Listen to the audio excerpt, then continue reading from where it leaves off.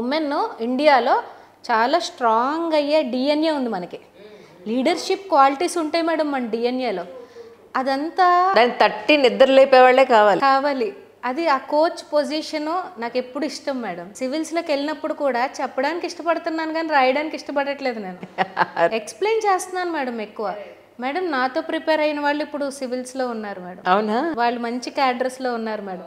వాళ్ళు అప్పుడు కూడా చెప్పారు నాకు, నీకు హెల్ప్ చేసి సర్వీస్ చేసి నువ్వు కాంప్లెక్స్ థింగ్స్ని సింప్లిఫై థింగ్స్ చేసి చెప్తున్నావు కదా, నువ్వు ఇంకా బెటర్ పొజిషన్లో ఉంటావని చెప్పేవారు వాళ్ళు.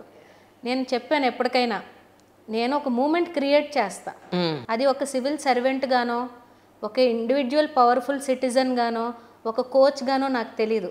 బట్ పర్పస్ఫుల్ మూమెంట్ అయితే క్రియేట్ చేస్తానని అప్పుడు ఫ్రెండ్స్ సరదా కూర్చొని చెప్పుకునేవాళ్ళు. తర్వాత దేవుడు డిజిటల్ మహిళ రూపంలో ఆ పర్పస్ ఏంటో నాకు తెలిసేలా చేశారు. ఈరోజు 100 సంఘాలు పెడుతున్నాను మేడం ఆంధ్ర తెలంగాణలో.